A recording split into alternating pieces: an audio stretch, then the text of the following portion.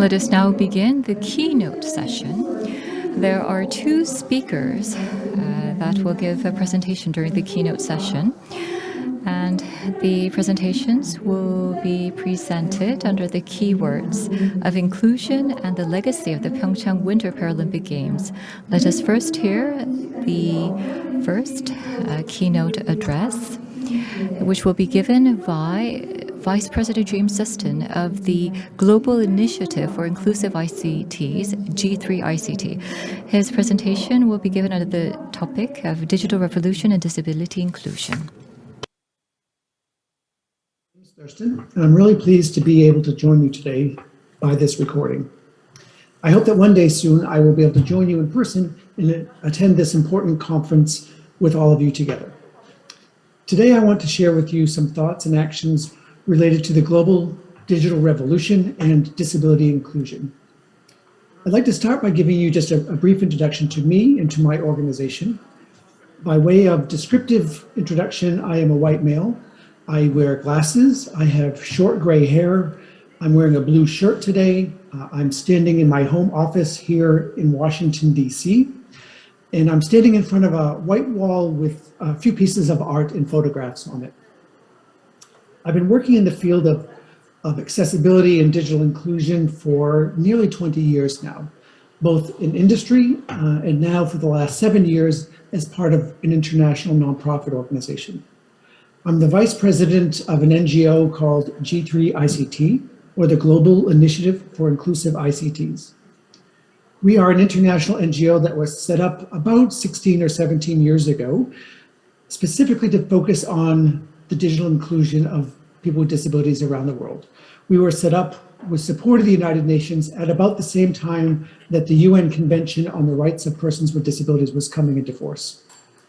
And we were created to help countries around the world implement the really important and historic technology aspects of that UN convention. G3ICT really does work and partner with organizations around the world. We have many different activities and approaches to promote the greater inclusion of persons with disabilities. Our G3ICT work is divided into the areas listed here on this slide. There's 4 areas. I lead our Global Policy Center. We partner with governments, with disability organizations, with industry, with universities and civil society organizations around the world to develop programs and policies and good practices that support accessibility of technology and the digital inclusion of people with disabilities. We also have a team that focuses on institutional relations and advocacy. They are working, for example, with the UN system on inclusion and accessibility. They're doing training of disabled persons organizations around the world as well. We run one of the biggest technology and disability conferences in the world every year. It's called the M-Enabling Summit. The next edition of that conference will be held here in Washington, D.C. on October 24th to 26th. And I absolutely invite all of you to attend if you're able to. It's a wonderful event and very international. And finally, G3ICT runs the International Accessibility Professional Society. This professional society is truly global. It has members around the world and chapters around the world. And it does training and certification of professionals who have accessibility as all or even part of their job. So today I want to talk about the enormous digital transformation of our world that is not yet working for everyone, including people with disabilities and older persons as well. But this digital transformation can be working better for everyone. And our G3ICT team is partnering with all kinds of organizations and experts and leaders to make that happen. As we're all doing work to make our world more inclusive and accessible for persons with disabilities, the insights of a good friend and colleague of mine really stay with me, especially over the past 2 years of this global pandemic. This friend was a longtime disability commissioner for the city of Chicago. Chicago is the 3rd biggest city here in the United States. She's also a person with a disability, and she's now the CEO of one of the largest and first independent living centers for people with disabilities in the United States. Early in the COVID pandemic, she and I were speaking together on a panel, doing it remotely, and she made a statement that I've often used since then over the past 2 years. She said that crises and emergencies, like the pandemic, really make more clear and more immediate the things that we already know. And that for people with disabilities, we know the global digital revolution is not working well enough today. This digital transformation that's happening around the world, in all countries, across all sectors, it's not yet fully accessible. And that has become even more starkly clear during the pandemic, I think, in every country around the world. But again, that doesn't have to be the case. We can change that. And we're working with our partners to make those kinds of changes. So it's great that you have a focus at this conference on inclusion in the global digital revolution. We know that our world continues to undergo this rapid and significant digital transformation. There are today more mobile subscriptions across the planet than there are people on the planet. More than 8 billion mobile subscriptions worldwide. 70% of all youth worldwide, it doesn't matter if it's in the global north or the global south, 70% of all youth are online and using the internet. We now have a true generation of digital natives who expect to be able to use technology every day and use technology that works for them, for their personal needs and preferences and abilities. There are 50 billion IoT or Internet of Things devices connected to the internet and to each other. It's not just mobile phones and laptops, computers, but it's also TVs and refrigerators, bicycles, vacuum cleaners. Everything is connected now with huge implications, including for people with disabilities. We see a rapidly growing mobility as a service sector globally, with more than 2 billion urban car journeys every year. The global trip planning company and service called Move It now has more than 500 million users around the world using their solution, their app, to plan their trips and supporting more than 5 billion trips of different kinds every day, all through technology. So we really are using technology from the moment we wake up to the moment we go to sleep. And in fact, many of us are using technology even while we are sleeping, using Fitbits and other solutions to monitor how well we're sleeping, for example. The digital revolution is happening across all sectors and in all regions of the world. But we also know that this digital transformation is not working for everyone. And let me share a bit of how we know that at G3ICT. Every other year, G3ICT partners with disability and civil society organizations worldwide to assess how well countries are making progress on accessibility and digital inclusion. The result is called the DARE Index. D-A-R-E, the DARE Index. In 2020, we assessed the accessibility and digital inclusion progress across 137 different countries. These are all signatories to the UN Convention on the Rights of Persons with Disabilities. The detailed results are on our website, and I'll give that information later. Unfortunately, South Korea is not one of those 137 countries because we have not found partners there to work with to do the assessment with us. So I'd certainly like to change that moving forward so that Korea is part of this global index as we move forward. But this slide is showing the overall top performing countries and how they are making progress on ICT accessibility and inclusion. Again, aligned with the technology aspects of the UN Convention. Most of the top performing countries are from the Middle East, from Europe, and the Americas, including Qatar, Israel, Australia, France, the United Kingdom, the United States, Italy, Malta, South Africa, Brazil, and Uruguay. Those are the top performers in our G3ICT DARE Index for 2020. Other than Australia, there are no countries from Asia in the top performing countries. But maybe that is an opportunity for Korea to lead as we move forward and perhaps find some collaborations to ensure that South Korea is part of the analysis this year in 2022. One of the things that we look at in the DARE Index is policy commitments that governments are making to accessibility and digital inclusion for people with disabilities. So this slide is showing that country ICT accessibility policy commitments in some different areas. And the results are not great, unfortunately. From the 2020 DARE Index, we know that 61% of countries have some sort of accessibility policy for television. That is the highest percent of countries taking some positive policy steps for digital inclusion around television specifically. But 61% is not even 2/3 of the countries that have signed on to the UN Convention. And again, it's the ICT accessibility policy area in our analysis with the best global progress to date. That's not enough. Below that, just 58% of the 137 countries we reviewed have a policy for accessible web. Below that, just 54% of countries have policies for inclusive education and technology.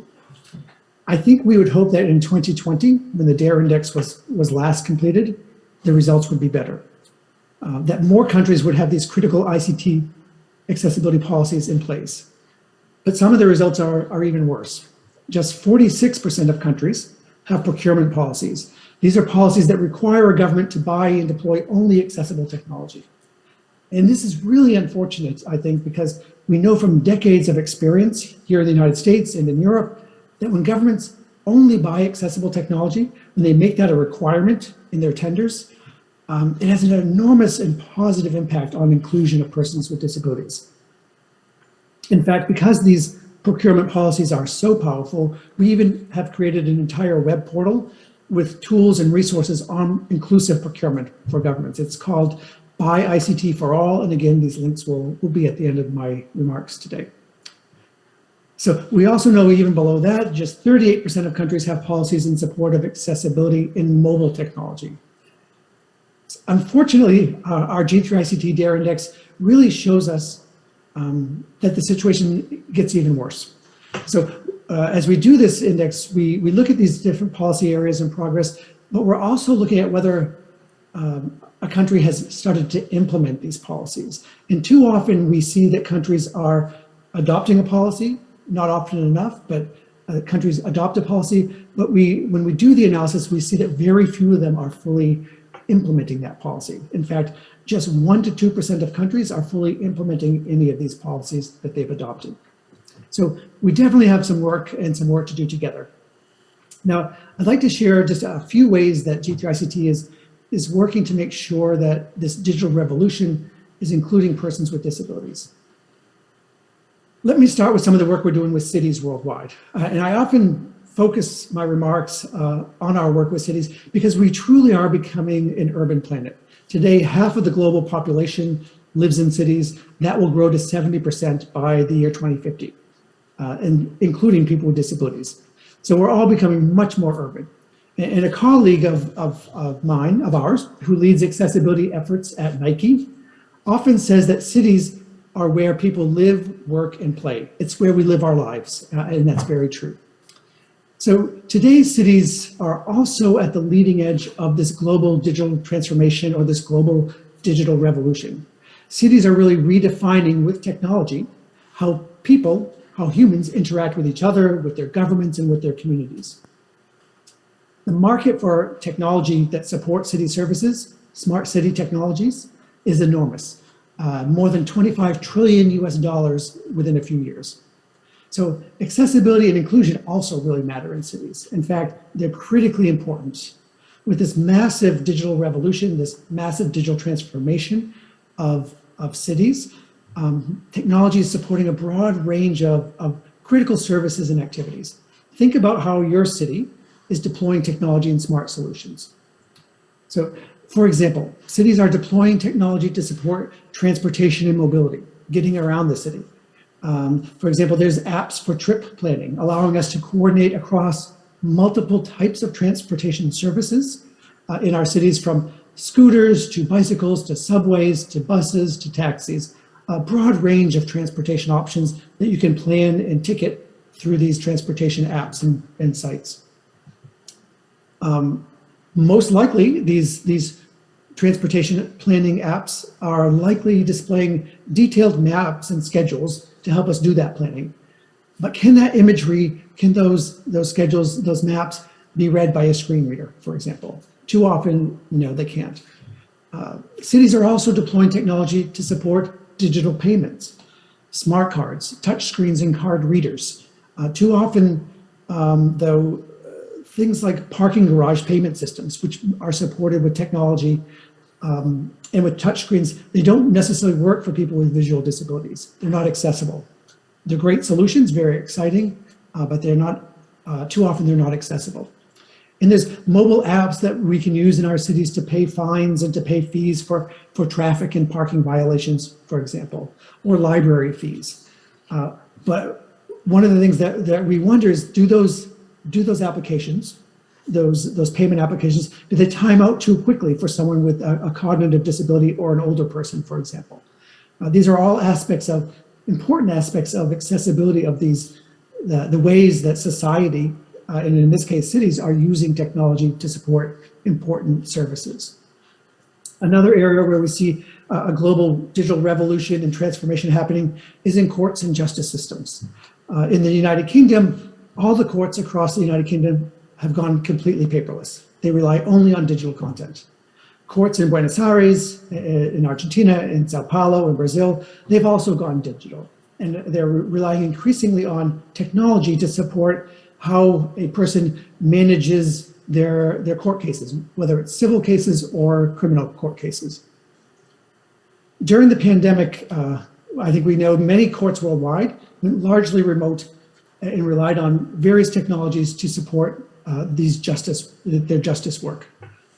We know from the work of the United Nations and other organizations that people with disabilities around the world, and again, it doesn't matter which country, people with disabilities have worse outcomes in justice systems than the rest of the population. For example, people with disabilities are more likely to be sentenced to prison time than the rest of the population as a whole. And so the accessibility of this digital transformation, this digital revolution in courts and justice systems becomes really critical to these justice outcomes for people with disabilities. And again, cities are making similar, and societies are making similar technology investments to support citizen engagement, communication with citizens, to support tourism, education. But too often they're making these technology investments without thinking about accessibility and inclusion of people with disabilities. So to help cities use technology and to support inclusion, 6 years ago, G3ICT launched our Smart Cities for All global initiative.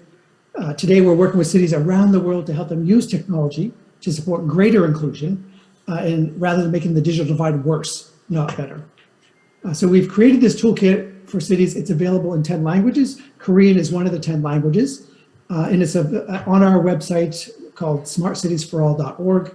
That link will also be at the end of my remarks. In this online toolkit, you can find tools to help your city IT department know which global ICT or technology accessibility standards they should be using and how should they be using those standards. There's a tool to help cities adopt a procurement policy, which I talked a little bit about, to make sure that whenever the city is investing in technology, and cities buy enormous amounts of technology, that they're only buying technology that will work for people with disabilities as well. We've developed what we call a maturity model assessment tool, where we look across 27 variables to understand how good is a city at deploying technology in a way that is inclusive, or is it making the digital divide worse, not better? And so we do assessments of cities around the world using that tool. Beyond the toolkit, we're also partnering with leading organizations to work directly with cities worldwide. Let me share maybe an example of that may be of interest here in Korea. So currently we're partnering with the World Economic Forum to support the G20 Smart City Alliance. This alliance was created by the G20, which is the 20 biggest economies in the world, including South Korea, to help cities be better at being smart cities. Right now we're helping 6 cities. The first is Los Angeles here in the United States.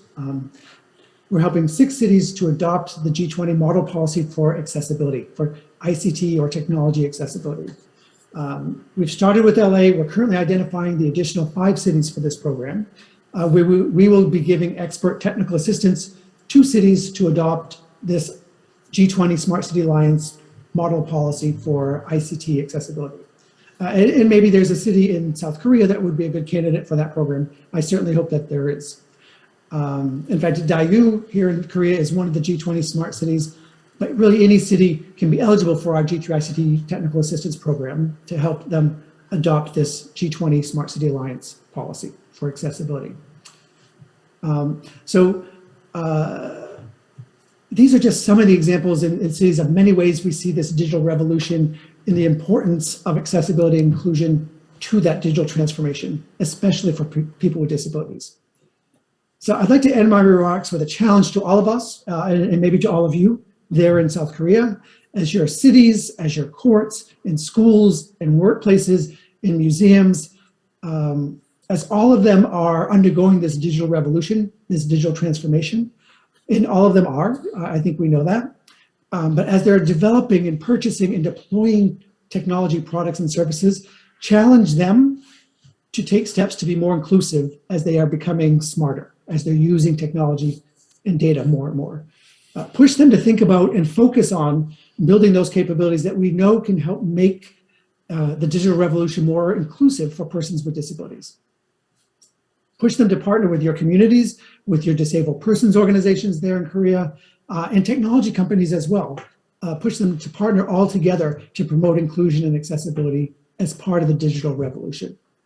We all have that great challenge and opportunity before us, and certainly G3ICT would like to help with our tools, with our programs and our global networks, and be a partner to many of you there in South Korea as well. With that, I'd just like to say thank you very much for your time and for your good work. Best wishes for a productive and informative conference.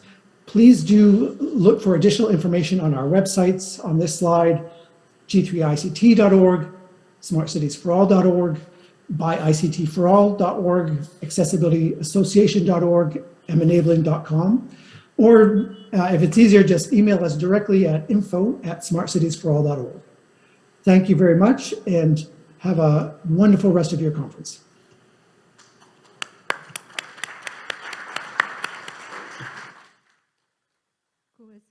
Yes, thank you very much. Because of the time gap, we were not able to connect him in real time, but he sent us his video. So thank you very much. He talked about the technology revolution and how our lives are becoming more convenient.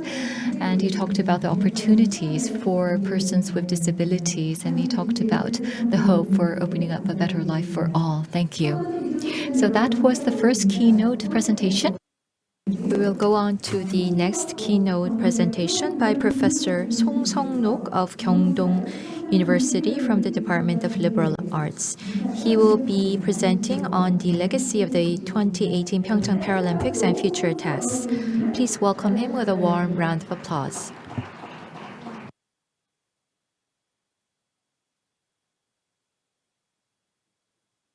Thank you very much. If it's okay, I'd like to take off my mask.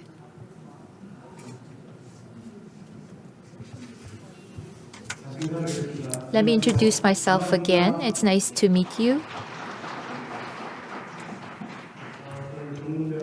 I am teaching at Gyeongdong University and on Olympics, Paralympics, and the legacy. I've been very much interested. So as a teacher, I have been researching on these topics and teaching these topics.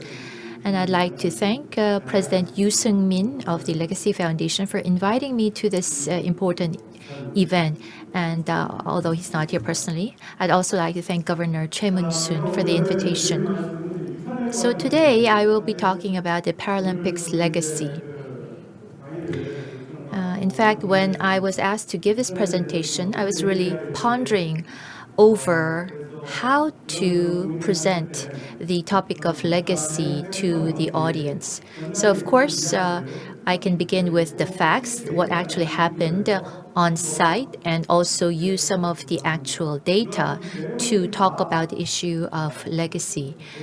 But of course, I am talking about legacy broadly for the Olympics and the Paralympics, but I will be touching on the most important, the leading examples also.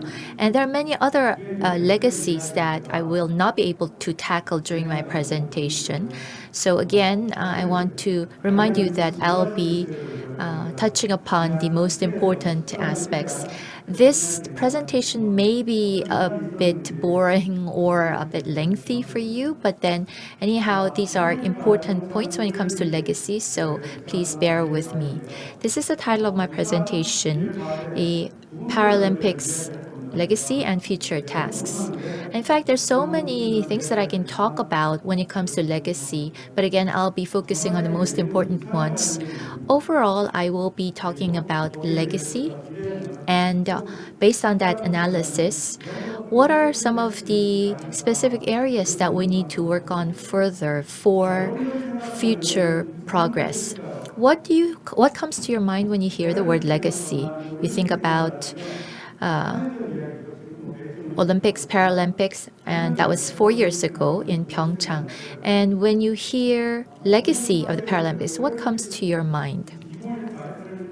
The 2018 Paralympics, in fact, 5 months before the 2018 Paralympics, the level of understanding or perception among the public about disability was only at about 50%. But I think the Paralympics was an important turning point for us because it brought on major shift in the social perception about disability.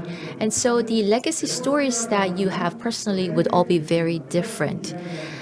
And legacy and heritage are something different. So when we talk about what remains from the Paralympics, that is what we mean by legacy. On the other hand,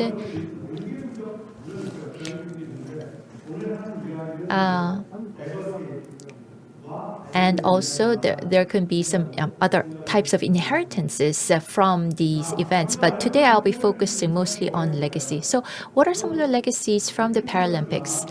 And it's the same for Olympics, but in various aspects in our society, in our economy, in our culture, there are a lot of different legacies that we can see. So we can, for example, give the example of economic legacy. Was this a financially successful Paralympics or not? So success or failure is a very sensitive issue for the public, for the government, and for particularly Gangwon province. And so sports, well, the sports legacy was mainly given by the IOC, and then the social, cultural, environmental, political legacies are also exist.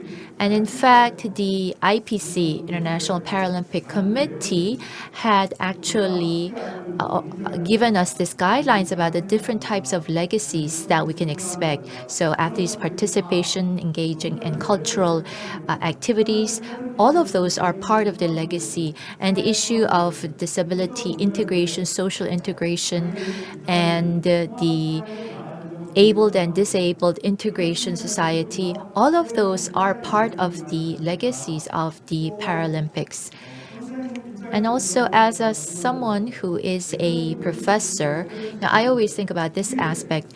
Previously, I mean, we always tended to divide the legacy of the Olympics versus the Paralympics. But I think that we don't really need to differentiate the two, because if we're aiming for social integration, then we don't necessarily have to divide out the legacies from the two events. So we could have an integrated Olympic and Paralympic legacy, and it has to become a festival for all of the athletes, all of the participants. That is the kind of the legacy value that we need to pursue in the future. And I'm speaking as a professor. When we talk about the legacies, of course, it's important to preserve legacy and carry that on to the next generation. But what's most important here is not to just maintain or to preserve legacy, but to find ways to manage the legacy well. So let me explicate on that. So we have a legacy. What kinds of values can we create from the existing legacy? Through the Paralympics or the Olympics? The perception on the disabilities, has it changed in a society? Or, for example, we had the stadiums that we used for the Paralympics also. Although they were not as numerous as what would be used in an Olympic game, we had about 5 stadiums that we used for the Paralympics. So these stadiums, through the Paralympics, what kinds of ex post effect or impact did it have? I mean, that kind of assessment is not made anywhere. The IPC doesn't do so. the country, the central government doesn't do that. Even the Gangwon province, provincial government doesn't do those kinds of assessments. So personally, I feel that this is an area where we need to improve on. So the legacy has both tangible and intangible aspects. And so we need to try to identify them. And based on that assessment, create further value. So the Gangwon province, for example, has its Olympic Development Department and Olympic Facilities Department also. So it's the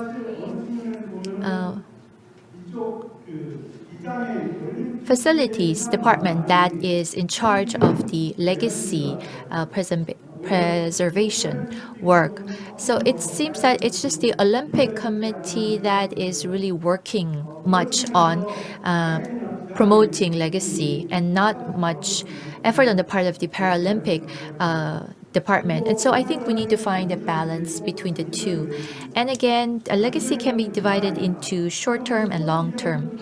Sports events, cultural events, these are all short-term legacies because they have short-term impacts.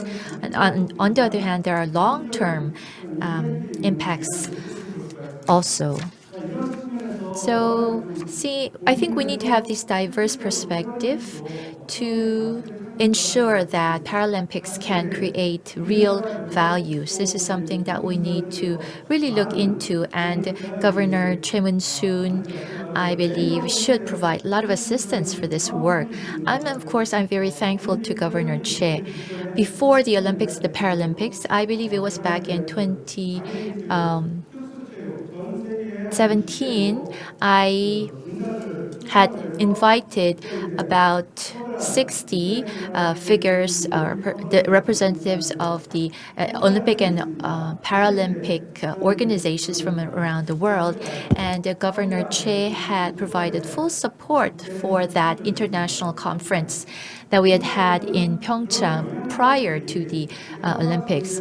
And so these kinds of impacts, we have to ensure that they carry on, they become long-term impacts, and that requires a verification process, particularly for the Paralympics, the para sports. I think there is a huge shortage of such kinds of assessment. And if you look at the Paralympics specifically, there are 5 core legacies that have been set by the government. And culture, economy, environment, peace, and ICT. I'm sure you remember what these 5 are because there were a lot of advocacy and promotional campaigns conducted at that time. So there are 5 major tasks that have been given to the country. However, there is no assessment work to determine whether these legacies are indeed being implemented properly.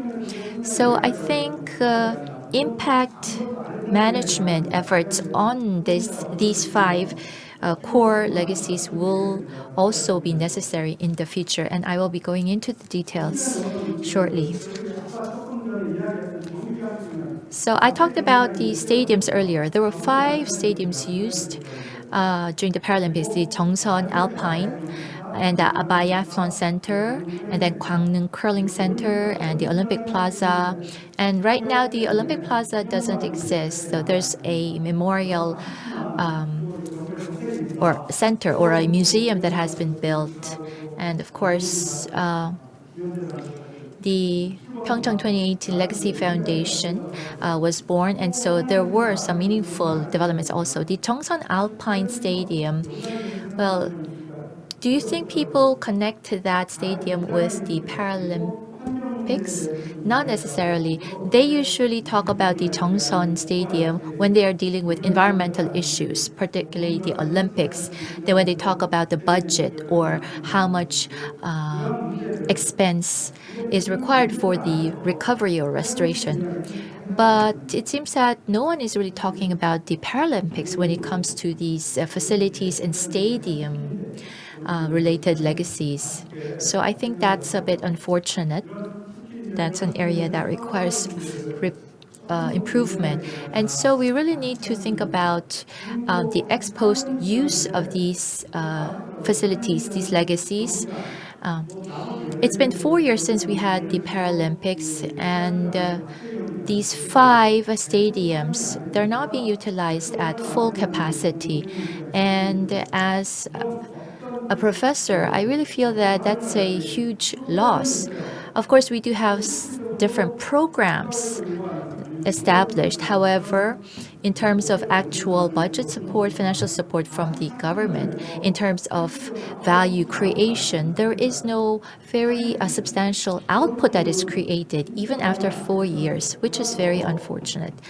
So I think we need to benchmark overseas examples more, from Lillehammer or the London Paralympics example, and also Japan, which hosted the Summer Olympics recently. It's very active when it comes to the legacy work. And so we need a lot of benchmarking work and to reflect the lessons learned from the other countries to our country. But we did not do that for the past 4 years. So we have examples of the UK and Japan here. So I think that kind of benchmarking and assessment is necessary. We have to establish an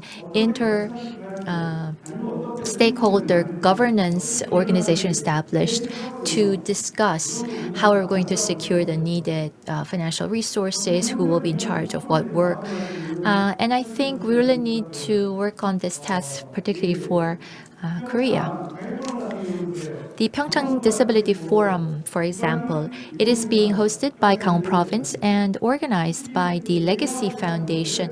But I was wondering, why is it that the central government isn't involved? Why is it not the Ministry of Culture, Sports and Tourism involved? Why is it not involved?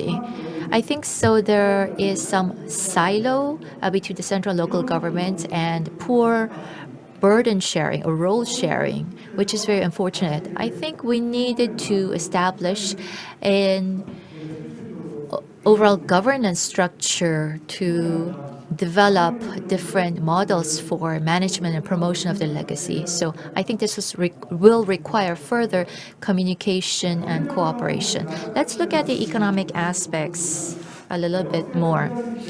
This is the budget of the previous Winter Olympics from 1998 in Nagano to the recent Beijing Olympics in China. And we have PyeongChang, Cheongseon, Gangneung, and the different cities in Gangwon Province that participated in the role sharing. In China also, they did have some role sharing among the different cities. In the case of Korea, for the PyeongChang Paralympics, we had about 14 trillion won invested, which is comprised of the operations cost, the infrastructure, the stadiums, and personally, as you can see here, and we have an outlier here, which is Sochi. And that was in 2014. And there was a huge investment that went in, about 60 trillion won for their Paralympics. So comparatively speaking, PyeongChang was much better economically. We invested much less. But of course, there was US, Japan, and Italy, and other previous examples as well. But this was decades ago, which means that they didn't really need that much of a huge budget. For Nagano Olympics, it's one of the leading examples of an economic failure. And our governor, the Gangwon Province has about 20% level of financial self-sufficiency only. So Gangwon, the Nagano, for example, because of this Winter Olympics, I think the Nagano government, in fact, went bankrupt almost. And so we had benchmarked the previous examples. That is why we could have a successful, economically successful PyeongChang Paralympics. The government, different organizations, The private sector participated. About 8 trillion won was invested, and the organizing committee also shouldered a huge proportion. And so the budget overall was at about 14 trillion won, and the operations cost and the transportation, direct and indirect costs, infrastructure are all included here. From the Gangwon perspective, I think there were a lot of good benefits. We had KTX connections, and if you go visit the coffee street here in Gangneung, for example, I mean, it's a very lively place. It has contributed to economic revival here. So PyeongChang, Gangneung were the leading cities that enjoyed the benefits from the Paralympics. And let's look at it more closely. How much consumption happened here in the local community during the Paralympics? And I got the specific data here. During the Olympics and the Paralympics, how much consumption took place in the local community? I'm not looking into the economic ripple effects here, but just the amount of the credit cards that was used during this time. So this is a comparison between before and after or during the Olympics. So there was about 94% increase compared to 2014, for example. And during the Paralympics also, there was a huge increase in consumption in the local community. And this is actual data. So you may think that 2.3 billion won isn't very big, but this is a data that I got from a single credit card company on the amount used by their customers through credit cards. So if you calculate all the other transactions, including cash transactions, for example, we can expect that the economic effect was actually huge. So this is an objective data that we can utilize to determine the economic success. Now let's look at the environmental legacy, which is one of the 5 major tasks. I have the example of Lillehammer Paralympics and Olympics here. It was one of the most successful Olympic cities in 1994. That was when they had the Olympics and Paralympics.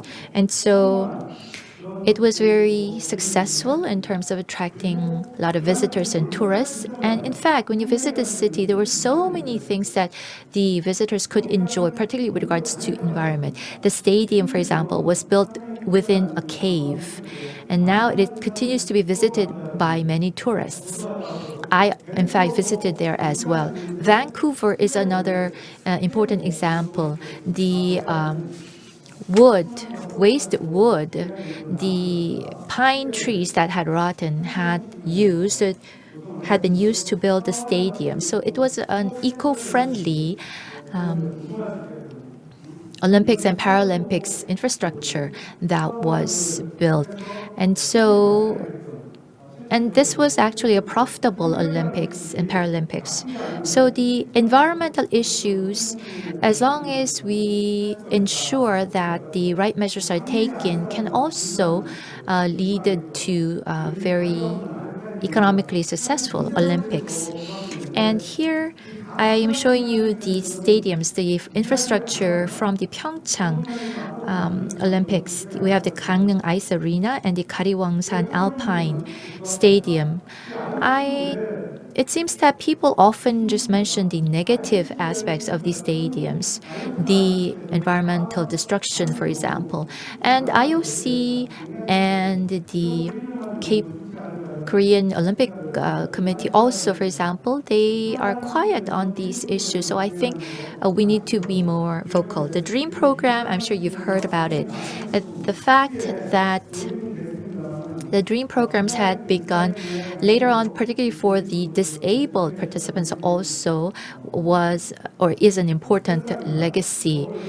The opportunity to experience snow or winter sports provided to the youth from countries that do not have winters. I think it's an excellent program. I believe that we need to expand this further. IOC, IPC should collaborate further to promote these kinds of programs more. So in terms of these cultural legacy, I think we have seen great successes as well. So, for example, the gold medalist Shin Yeon, I think his success can be utilized further for promoting legacy. And I think maybe I was thinking that why is it that his success is not utilized further? Because this was an historical achievement that he'd had. And we it seems that no one is really thinking about how to utilize his success to promote the values and the legacy of the Paralympics. And so these are the kinds of efforts that are necessary to ensure that legacy is carried on to our next generation. And the torch relay and the volunteer activities, that also can lead to creation of more values, thus become an important legacy. But I don't think there is enough effort going into these aspects. So, for example, the torch relay, the torch went through different cities, different areas in the country. Are all of these related cities thinking about how to promote the legacy of the Paralympics?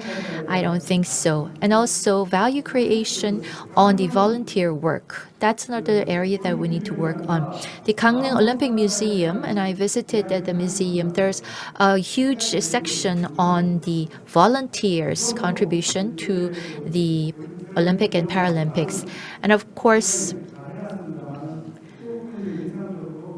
there are other Olympic museums that are in operation, but the fact that they have a special tribute to the volunteers was very remarkable. Next is the Peace Paralympic or Peace Legacy.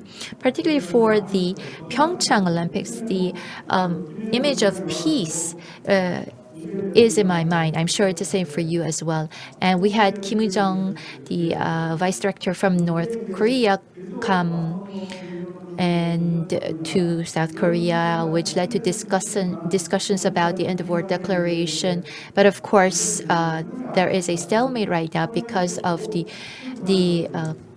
relations between North Korea and the U.S. But anyhow, I am very confident that PyeongChang Olympics and Paralympics did contribute to peace. After the 1988 Olympics, there was the unification of Germany. So the 1988 Summer Olympics Olympics led to great success. So similarly, the PyeongChang Winter Olympics and Paralympics, I believe, has the potential to really create a huge legacy of peace for the future. And personally, what I'm thinking about is that I remember during the 2018 PyeongChang Olympics, I was a volunteer for 4 months at that time. Among these people who participated in the Paralympics, you will see the student Kim Dong-hyun. He was 9 years old at that time. He became 13. He is 13 right now. And this athlete from North Korea, I mean, I was really moved looking at him. So Kim Dong-hyun, the student who is 14 right now, what is he thinking about when he hears about South Korea? That's the kind of thoughts that comes to my mind. I'm really hoping that this experience of participating in the PyeongChang Paralympics has sown a seed of peace and harmony in their hearts. On ICT, that's been discussed already, so I will skip over that. And there is the PostParalympics legacy that we need to look into also. The Pandabi Sports Center, you know what this sports center is. This is facilities for daily sports for the disabled, and it has great value that which should be promoted. And there is the Dream Paralympics as well, and the Korea Paralympic Committee invites disabled students and youth from all over the country for the Dream Paralympics. And so this has been promoted a lot after the PyeongChang Paralympics, and there's even an online event that goes on. So this is the kind of post-Paralympic legacy that we need to carry on. And as you know, the organizer of this event is the PyeongChang 2018 Legacy Foundation, and it was established based on a 35 billion won investment, and it has been developing different kinds of programs such as the Dream Program, the sports camps, and the PyeongChang Peace Forum and PyeongChang Disability Forum, and has established the museum. The Gangneung Olympic Museum, I talked about earlier. For me, I think what really stands out here is the consideration and the recognition given to the volunteers through a specific hall in the museum. And there is the Olympic and Paralympics Museum, which opened in February of 2021. There was some remodeling work, and this museum is located in the Olympic Plaza in PyeongChang. And if you do have the chance, please visit and see the museum. Last but not least, I will use 3 more minutes. This legacy, as you have seen, ultimately has to create value. And this, we are talking about sports legacy right now. IOC, IPC, the Olympics, they're all sports. And so the Korea Paralympic Committee also are mediums of sports. We are all gathered here because of sports. I am standing in front of you because of sports. That is the legacy that we're talking about. And so to promote this legacy, interagency cooperation will be very important. So now we have a national sports policy committee that has been established, and this national sports policy committee will be working under the Prime Minister's office. So it's the Prime Minister who will be heading this committee, and they will be deciding on the policies with regards to sports, both for Olympics and Paralympics. And so based on this Sports Basic Act, the committee will be working in the future. The sports value, sports legacy, that is what we are talking about in the stipulations of the act, in the work of the committee. And so now we have a legislation which says or stipulates that we need to promote sports and sports legacy. And so it's not limited just to the Olympics and Paralympics, but for the overall health of the public and for promoting living sports in the daily lives of all our public and citizens. The right of the citizens to enjoy sports, that is now stipulated in this act, in this law.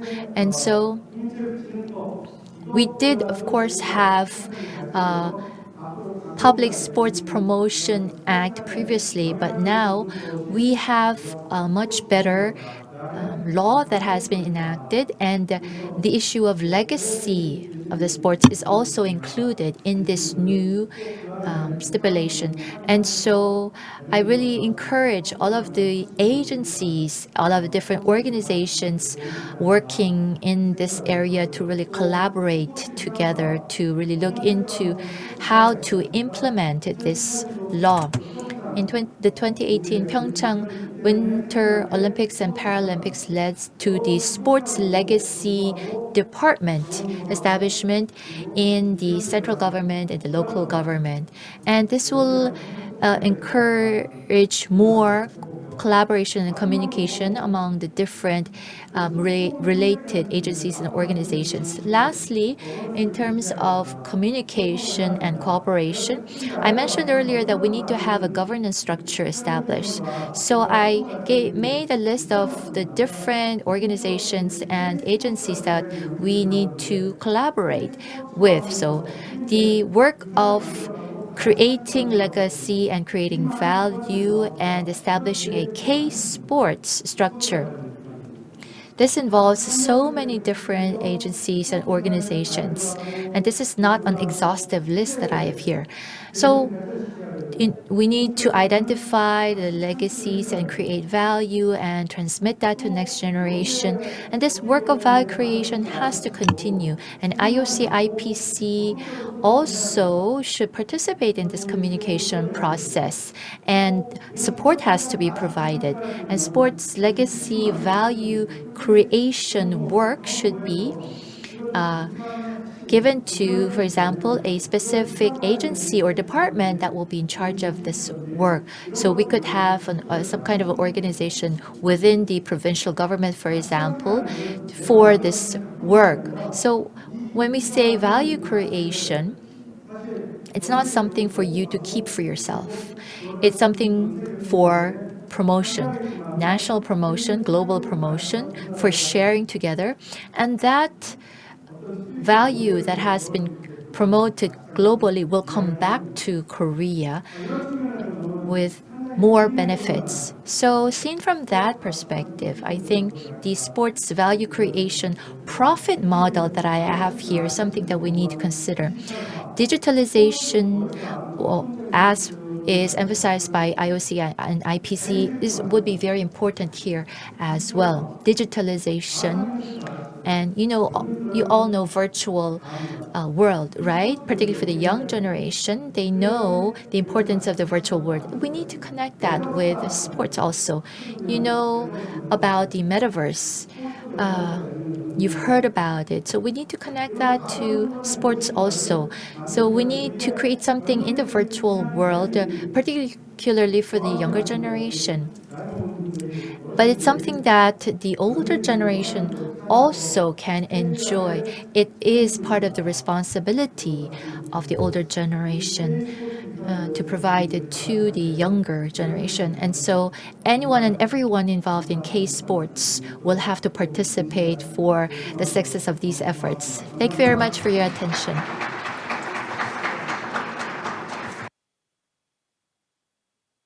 Yes, thank you very much, Professor Song. He mentioned about the value and the legacy of the PyeongChang Paralympic Games. So we just heard the 2 keynote lectures, and we will take a short break. After that, we will go on to the second keynote session. The second keynote session will be about the inclusive world for and rights of persons with disabilities. Outside in the foyer, the Veristars of the India chapter of the Gangwon-do Association on Intellectual and Developmental Disabilities are providing coffee and tea. Starting from 4:10 in the afternoon, we will begin the second keynote session. So please return by then. And also, those who are joining us online, please return by 4:10 p.m. Thank you very much.